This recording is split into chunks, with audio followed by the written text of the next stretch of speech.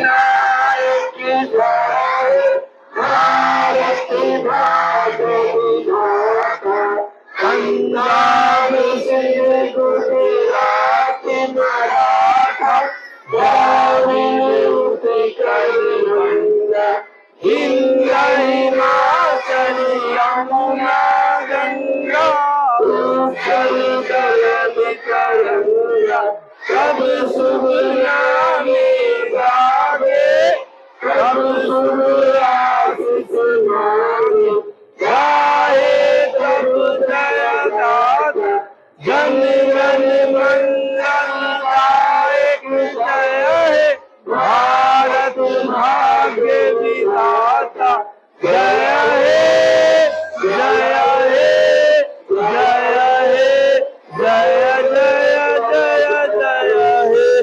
बोलूं भारत माता के कुछ भारत माता की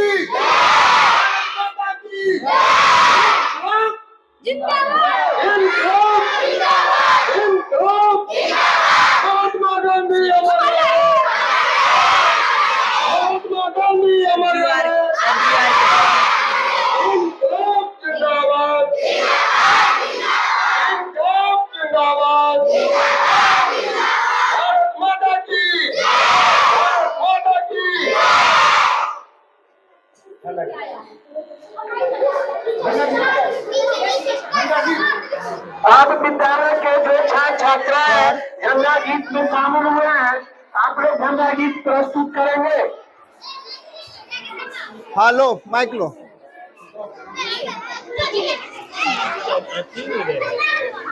माइक और लो, एक और लो।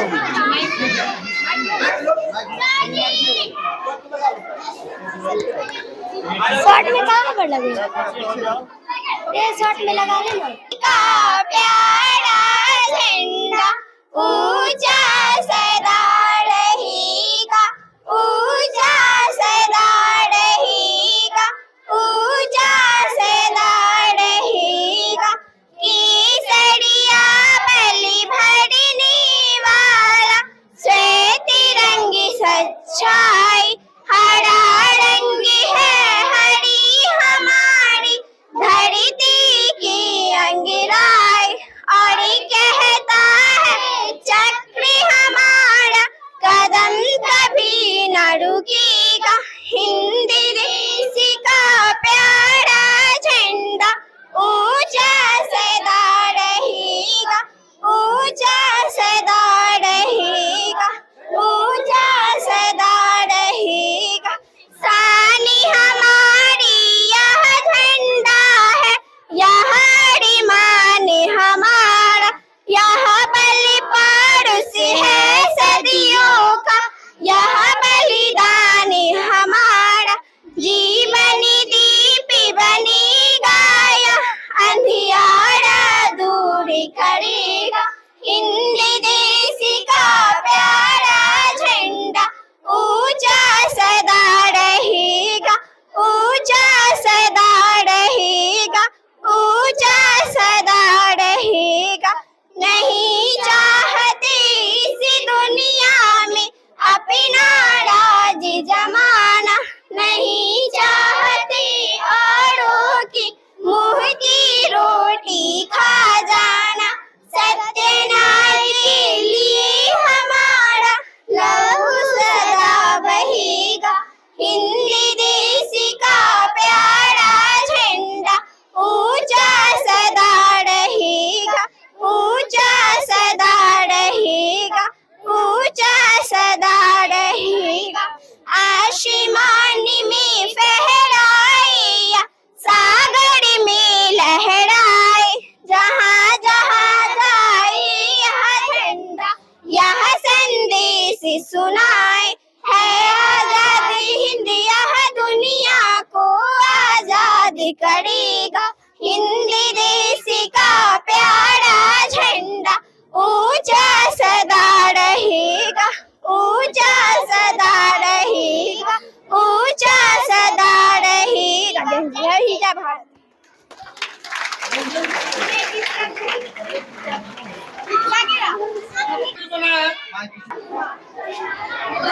आज की सभा के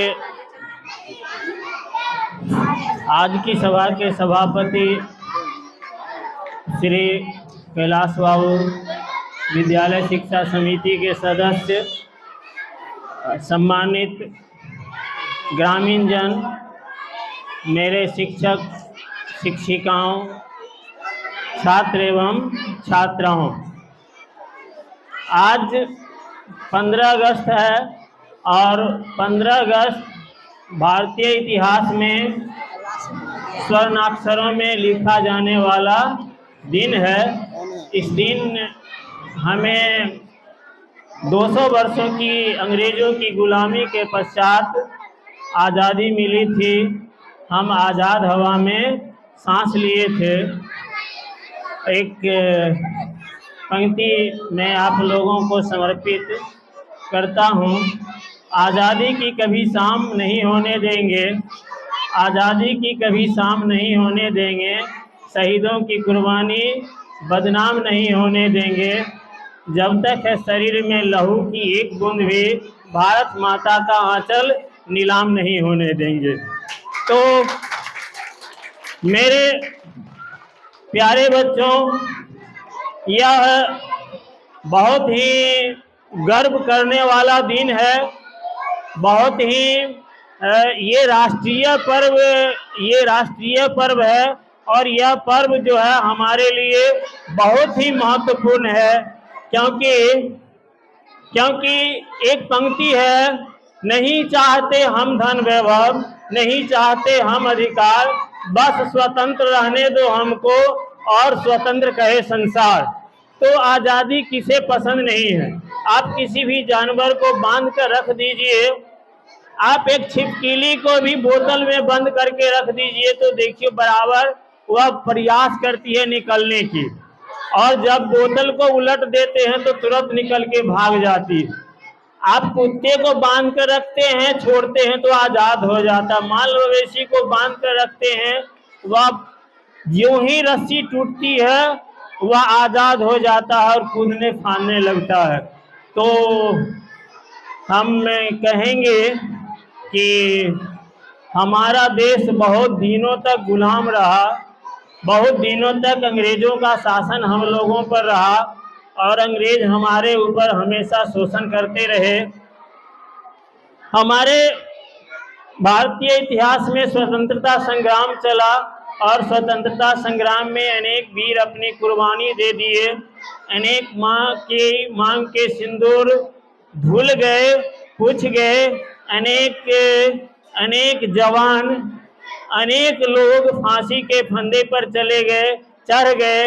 अनेकों को जेल की यातना सहनी पड़ी, उन्हें काले पानी की सजा मिली और उन्हें आज़ादी पाने के लिए कोल्हू चलाना पड़ा। पहले के जमाने में कोल्हू बैल चलाता था, लेकिन जो कैदी होते थे, कैदियों जिनको सजा मिल जाती थी, उन्हीं से कोल्हू चलाने का काम लिया जाता था। प्यास लगने पर उन्हें पानी भी नहीं दी जाती थी और ऊपर से कोड़े मारे जाते थे और कारण जेल में बंद कर दिया जाता था।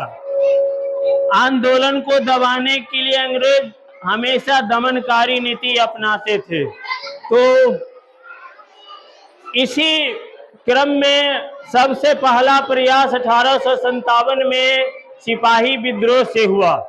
भारत को आज़ाद करने का सबसे पहला प्रयास 1857 में सिपाही विद्रोह से हुआ। यद्यपि वह सिपाही विद्रोह असफल हो गया, लेकिन उससे हमारे देश के लोगों को बहुत बड़ा संदेश मिला। लोगों में जोश उत्साह भर गया कि थोड़ा सा और हम लोग सामूहिक रूप से यूनाइट होकर यदि कोशिश करेंगे तो हमें आज़ादी निश्चित रूप से मिल जाएगी। तो बाद में चलकर शहीद भगत सिंह, खुदीराम बोस, सुभाष चंद्र बोस ऐसे लोग आए जो गरम दल वाले लोग थे और चाहते थे कि हम तलवार के बल पर हम बलपूर्वक आज़ादी ले लेंगे।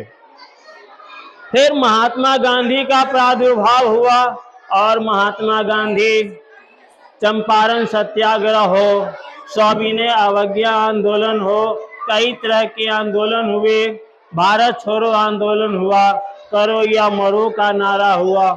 तो सारे भारतीय जग गए। सारे भारतीय जब जग गए, चारों तरफ जब आंदोलन शुरू हो गया, तो अंग्रेजों को लगने लगा कि नहीं, अब हम भारत पर शासन नहीं कर सकते हैं, हमें भारत को छोड़ देना चाहिए।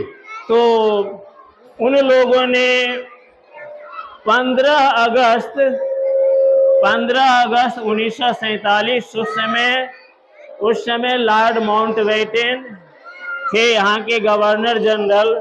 तो उन्होंने निर्णय लिया कि 15 अगस्त को हम आज़ादी दे देंगे। यद्यपि हमारे लोग 15 अगस्त को आज़ादी नहीं लेना चाहते थे, क्योंकि यह शुभ दिन लोगों के विचार में नहीं था, लेकिन माउंटबेटन के लिए यह दिन ही अच्छा प्रतीत हो रहा था।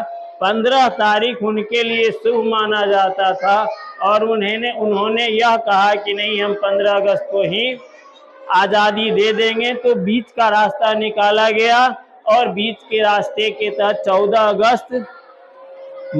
अगस्त की मध्य रात्रि को जो ही 12:01 हुआ, हमारा देश आज़ाद हो गया, आज़ादी की घोषणा हो गई, पावर ट्रांसफर हो गया और हमारे देश पर हमारे लोगों का शासन हो गया। अभी हम आज़ाद हवा में सांस लेते हैं। तो बच्चों, जो भरा नहीं भावों से बहती जिसमें रसधार नहीं, जो भरा नहीं भावों से बहती जिसमें रसधार नहीं, वह हृदय पत्थर है जिसमें स्वदेश के लिए प्यार नहीं। तो हम जहां भी रहें, जिस रूप में रहें, जिस धर्म को माने, जैसी पूजा पाठ करें, जैसी शिक्षा दीक्षा हो, कोई बात नहीं है, लेकिन हमें देश के लिए प्रेम रखना चाहिए और जरूरत पड़ने पर देश के लिए अपने आप को उत्सर्ग करने का, सेक्रीफाइस करने का, बलिदान करने के लिए हमेशा तत्पर रहना चाहिए। और प्यारे बच्चों, आप देश के भविष्य हैं, आप पर देश का भविष्य निर्भर करता है। आप यदि विद्यालय में मन लगाकर पढ़ेंगे तो आप एक अच्छा नागरिक बनेंगे, और आप एक अच्छा नागरिक बनेंगे तो आप एक अच्छा सेवक बन सकते हैं, आप एक अच्छा समाज सेवक बन सकते हैं, आप एक अच्छा प्रशासक बन सकते हैं, आप एक अच्छा शिक्षक बन सकते हैं, आप एक अच्छा MLA MP या किसी अच्छा किसान बन सकते हैं। कोई किसी भी पद पर आप जाएंगे, आप देश के भविष्य के लिए सोचेंगे, देश को हमेशा आगे बढ़ाने के लिए सोचेंगे।